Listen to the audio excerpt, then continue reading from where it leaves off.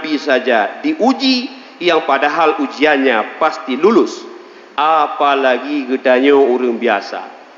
Ada kalanya kita diuji dengan banyak harta, sebaliknya ada kalanya diuji dengan sedikit harta. Ada kalanya diuji kita dengan jabatan, ada kalanya diuji kita dengan dibangku panjangkan. Artinya setiap kehidupan ini bagi orang yang ahli kiblat adalah ujian. Sehingga kita tidak pesimis dengan masalah-masalah kita hadapi. Kita hanya putus asa. Kita tidak menjadi mempermasalahkan setiap kejadian. Karena apa? Jangankan kita, Rasul sekaliber Ibrahim Khalilullah juga diuji atas keimanannya.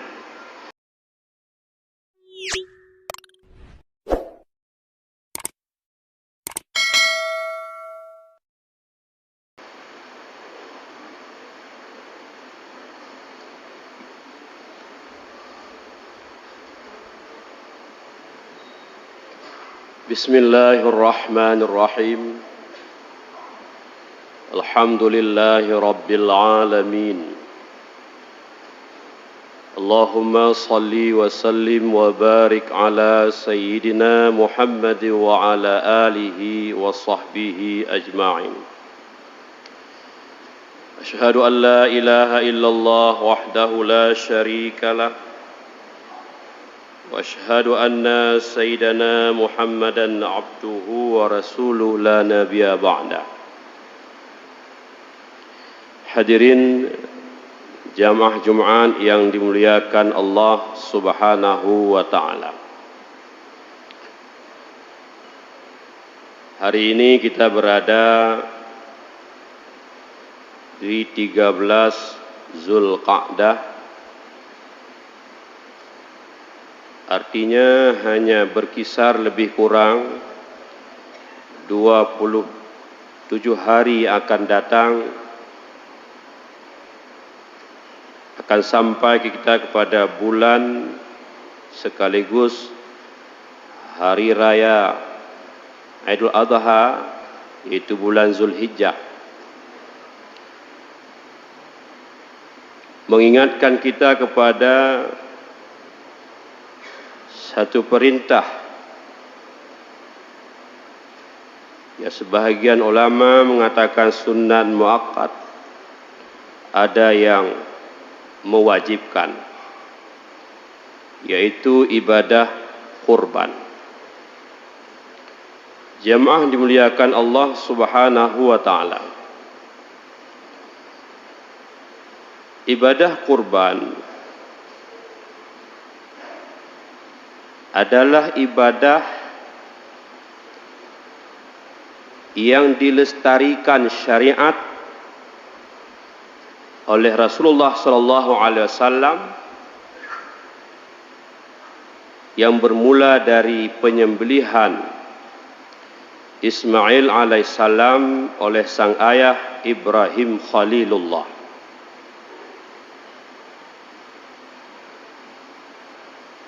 Maka khatib pada hari ini ingin menyampaikan sedikit bagaimana dan apa hikmahnya atas peristiwa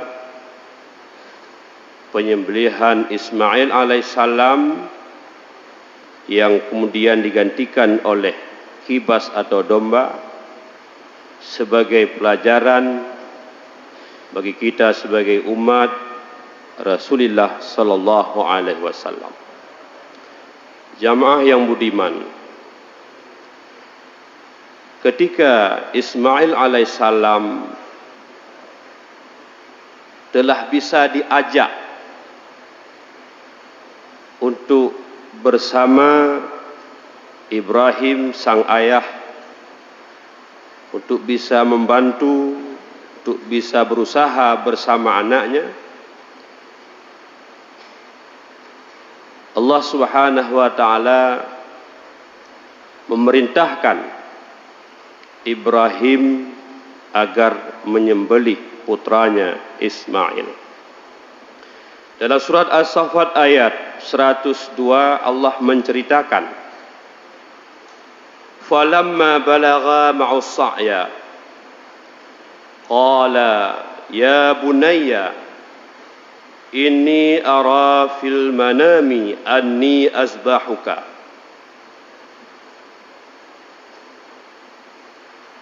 Dan ketika sampai di mana Ismail bisa berusaha bersama ayahnya Ibrahim, maka beliau bermimpi. Lalu mimpinya disampaikan kepada anaknya.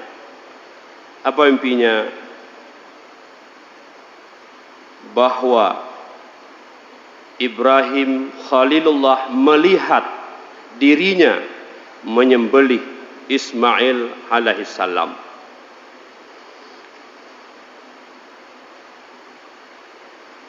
Jamaah dimuliakan Allah subhanahu wa ta'ala.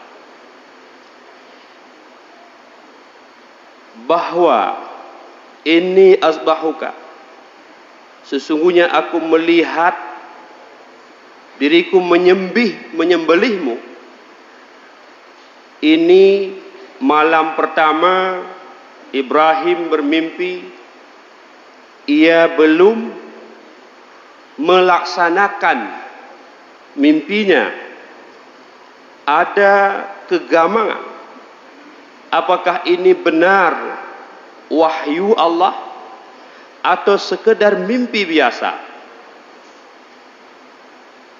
Maka besoknya 8 Zulhijjah ada satu perintah puasa sunat.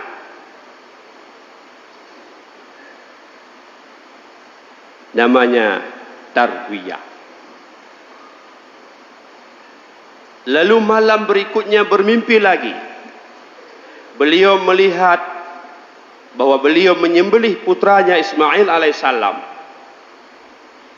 Namun beliau belum melaksanakan perintah tersebut.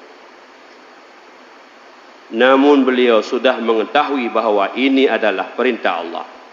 Maka 9 Zulhijjah disunatkan puasa, nama puasa adalah Arafah. Ia telah mengetahui bahwa ini benar-benar wahyu. Apakah rasul-rasul itu bermimpi? Ya. Lalu jika memang benar Rasulullah semua pernah bermimpi, mengapa juga ada bacaan-bacaan? Kami di Dayah sering membaca lam yahtalim, Nabi hantam gemulumpau, malam umroh selama-lama. Inilah perlu kita memahami ibarat bahasa Arab. Di dalam naat, di dalam nazam tersebut disebutkan Nabi hantam gemulumpau adalah ihtilam. Nabi tidak pernah bermimpi basah, Nabi tidak pernah bermimpi jelek, Nabi tidak pernah bermimpi yang datang dari syaitan. Adapun mimpi yang benar, adapun wahyu yang disampaikan dalam mimpi itu ada. Jadi menyebutkan Nabi hantam melumpau uro malam selama-lamanya, melumpau beru anak. Bukan mimpi secara keseluruhan. Jamaah dimuliakan Allah subhanahu wa ta'ala. Inni azbahuka, sungguhnya aku menyembelihmu. Maka perintah yang dalam mimpi malam 8, malam 9 dilaksanakan pada 10 Zulhijjah, yaitu hari pertama Idul Adha. Jamaah dimuliakan Allah subhanahu wa ta'ala. Dari kisah ini ada 3 hal yang ingin kita sampaikan. Yang pertama, dari segi jenis perintah, jika semua perintah Allah harus dilogikakan, jika semua perintah Allah harus dirasionalkan, maka ini perintah tidak rasional atau irrasional. Bagaimana mungkin Allah memerintahkan seorang ayah menyembelih putranya? Apalagi beliau telah lama berdoa kepada Allah hingga menikah yang kedua kali untuk memperoleh yang namanya Ismail alaihissalam, walaupun nantinya beliau mendapatkan Ishak dari istri yang pertama, Sarah. Ini menunjukkan bahwa tidak semua perintah Allah itu mesti masuk akal. Jika perintah itu menyangkut ta'abbudi, jika itu menyangkut perintah mahdhah, bukan ghairu mahdhah, bukan perintah yang sifatnya kegiatan sosial. Jika perintahnya menyangkut dengan mahdhah, menyangkut ta'abbudi, maka diterima atau tidak oleh akal, wajib dilaksanakan. Contoh di dalam kitab-kitab fikih, ada perintah yang mungkin sepintas kita melihat tidak masuk akal. Orang yang qada hajat, maaf kencing atau berak, yang dikeluarkan najis, tetapi ia hanya diwajibkan istinja, rah mentau. Lalu di lain waktu, ketika seseorang mengeluarkan sperma, mengeluarkan mani, di dalam tataran fikih mani itu suci. Artinya jika terbawa mani sperma dalam salat, di kain kita, di pakaian kita, tidak membatalkan salat karena ia bukan najis. Tapi orang yang keluar sperma, sengaja atau tidak sengaja, diwajibkan mandi. Logikanya, kalau yang najis keluar tidak diwajibkan mandi, cukup istinja, bagaimana mungkin yang keluar suci wajib mandi? Nyum ya logika kan han logika. Doa hanapai mana cukup rak. Keluar mani yang suci wajib mandi. Ternyata jika kita terus menggali, ada hikmah di setiap perintah agama. Seandainya mengeluarkan qada hajat itu wajib mandi, maka kemana-mana kita harus bawa perlengkapan mandi.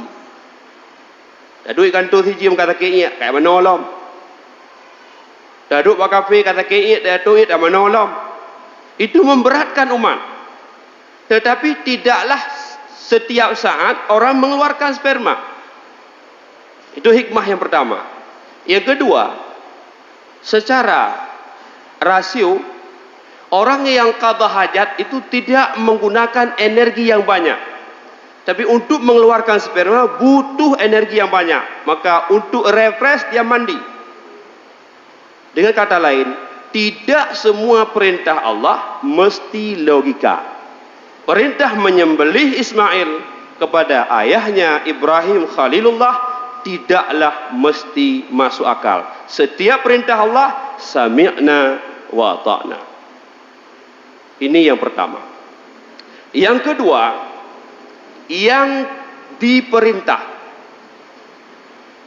Jika jenis perintahnya wajib, tidak perlu ada logikanya.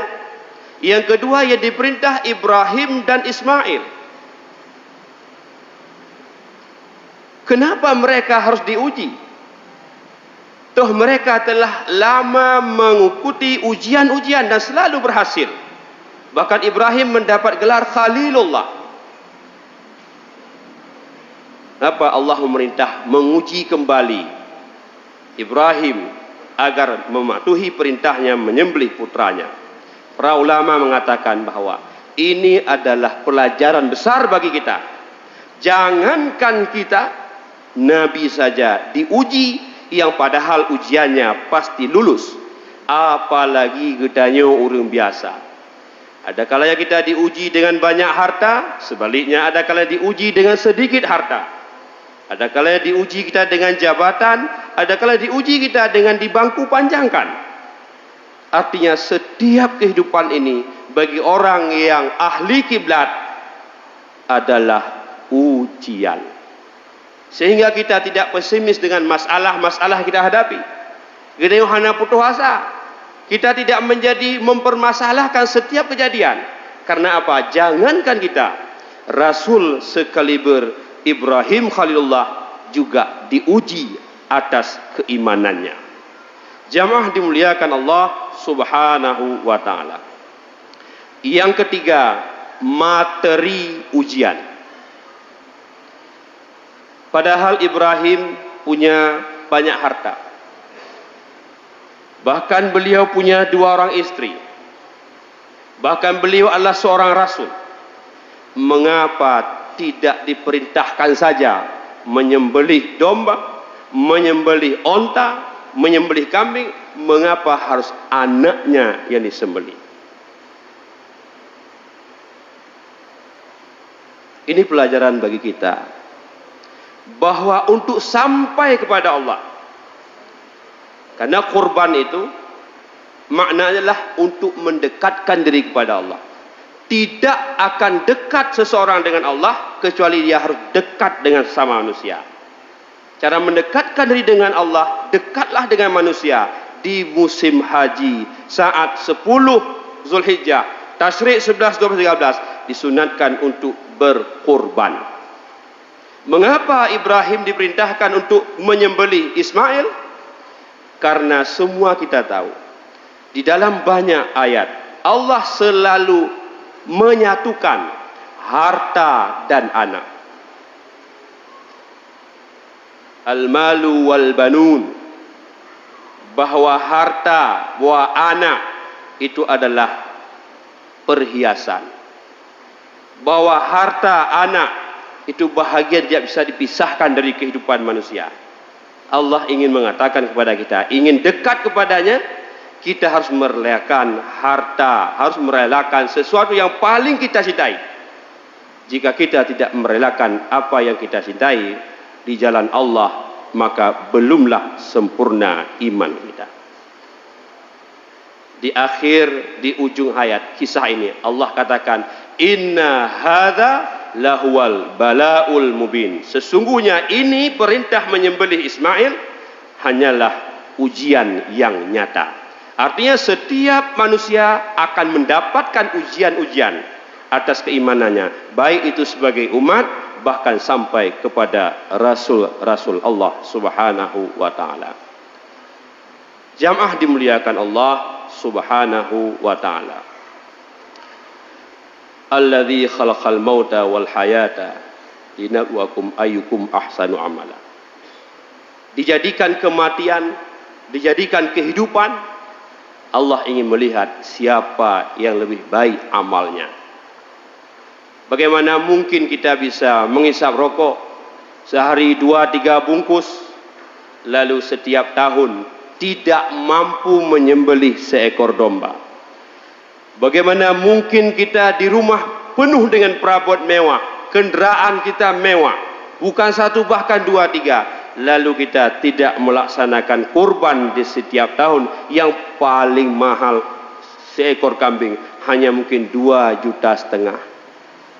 Rukuk mupluh ribai tapi bagaimana mungkin kita dalam akal sehat kita yo perokok tidak sanggup membeli seekor kambing. Kadang lebih menghai ban motor dayo dengan seekor kebiri. Tetapi mengapa kita tidak mau menyisihkan sedikit harta dayo? Karena semua ibadah itu mesti direncanakan.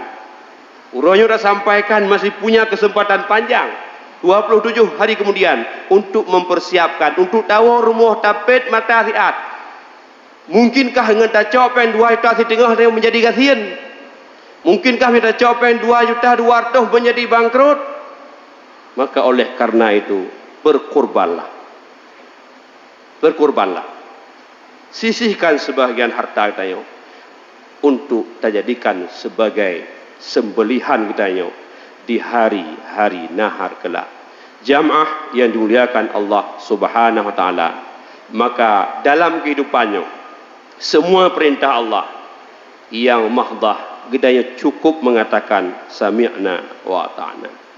Adapun Allah memberikan perintah untuk menyembelih putranya Ismail yang kemudian diganti dengan kibas, hanya inna hadza lahwal bala'un, ujian agar kedanyo mau berpikir bahawa Allah tidak serta-merta meninggalkan kedanyo dengan satu keyakinan keimanan kecuali Allah terus menguji kedanyo. Kapan ujian itu berakhir? Ketika di dunianya kedanyo sudah berubah kepada kehidupan akhirat. Dan ketika sampai di akhirat, mulailah sesungguhnya kehidupan yang kekal abadi. Orang yang jarang sedia payung sebelum hujan, sedia amal sebelum mati. Sediakanlah harta terbaikmu, berkorbanlah sebanyak mungkin demi kehidupanmu yang lebih dekat kepada Allah Subhanahu wa taala. Subhanakallahumma wa bihamdika asyhadu an la ilaha illa anta astaghfiruka wa atubu ilaik. Alhamdulillah. Allahumma salli wa sallim ala sayyidina Muhammad wa ala alihi wa sahbihi wa mawala. Wa ya hadirin, usikum wa iyaya bitaqwallah. Qala Allah ta'ala fil Qur'anil Karim, a'udzu billahi minasy syaithanir rajim. Bismillahirrahmanirrahim. Wal 'asri innal insana lafi khusrin illa alladhina amanu wa 'amilus salihati wa tawasaw bil haqq wa tawasaw bis sabr. Sadaqallahul azim. Barakallahu li wa lakum bil Qur'anil azim. Nafa'ani wa iyyakum bima fihi minal ayati wa dzikril hakim. Taqabbala minni wa minkum tilawatahu. Innahu wal ghafurur rahim.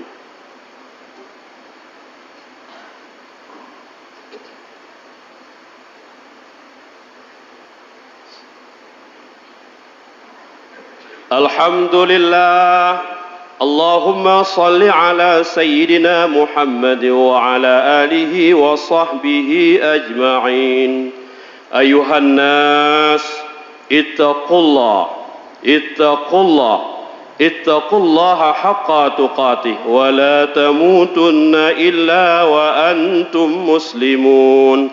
Innallaha malaikatahu yusalluna 'alan nabi ya ayyuhalladzina amanu sallu 'alaihi wa sallimu taslima. Allahumma ighfir lil muslimina wal muslimat والمؤمنين والمؤمنات الأحياء منهم والأموات برحمتك يا أرحم الراحمين. ربنا آتنا في الدنيا حسنة وفي الآخرة حسنة وقنا عذاب النار. عباد الله، ولذكر الله أكبر والله يعلم ما تصنعون.